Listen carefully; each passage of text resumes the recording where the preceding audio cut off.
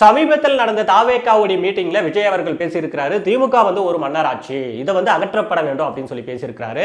கண்டிப்பா திமுக மாதிரியான இந்த காலத்துல ஒரு மன்னராட்சி மாதிரியான விஷயங்கள் நடத்திட்டு வர்றதை அகற்றப்பட வேண்டும். அதுல எந்த விதமான சந்தேகமும் கிடையாது. ஆனா மன்னராட்சிக்கு பதிலா புலிகேசி மாதிரியான ஒரு மன்னராட்சி வந்துட்டா என்ன பண்றது அப்படிங்கிறது தான் இப்ப கேள்வி. ஜாதி சண்டைகள் எல்லாமே மைதானத்தில் தான் நடக்கணும்னு சொல்லி ஒரு மிகப்பெரிய மைதானத்தை ஏற்பாடு பண்ணி அதுல ஜாதி சண்டை விட்டு அங்க வர பார்வையாளர்கள்ட்ட வசூலிக்கிறதுக்கு நினைக்கிற அளவுக்கு ஒரு புலிகேசி மன்னர் ஆட்சிக்கு வந்துட்டா என்ன பண்றது அப்படிங்கிறது தான் இப்ப பயமே. அக்காபாலா கப்சி போன்ற கம்பெனிகள்ட்ட இருந்து கமிஷன் மட்டும் வந்தா போதும்னு நினைக்கிற அளவுக்கு ஒரு புலிகேசி மன்னர் ஆட்சிக்கு வந்துட்டா என்ன பண்றது அப்படிங்கிறது தான் இப்ப பயமே. சோ இதெல்லாம் என்ன யோசிச்சு பேசுறதா?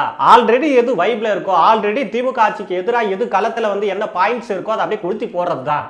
ஏன்னா விஜய் அவர்கள் அரசியலுக்கு அதன் மூலமா கிடைக்கிற அந்த பெனிஃபிட்ஸ் எல்லாத்தையுமே அந்த சொத்து பத்து எல்லாத்தையுமே அவர் இறக்குற வரைக்கும் இருந்துட்டு அதுக்கப்புறம் அப்படியே பொதுவான விஷயங்களுக்கு எழுதி வச்சுட்டு செத்து போயிடுவார். ஏன்னா அவங்க குடும்பத்துக்கு யாருமே பின்னாடி வரமாட்டாங்க, அவருடைய வாரிசு யாரும் அரசியலுக்கு வரமாட்டாங்க.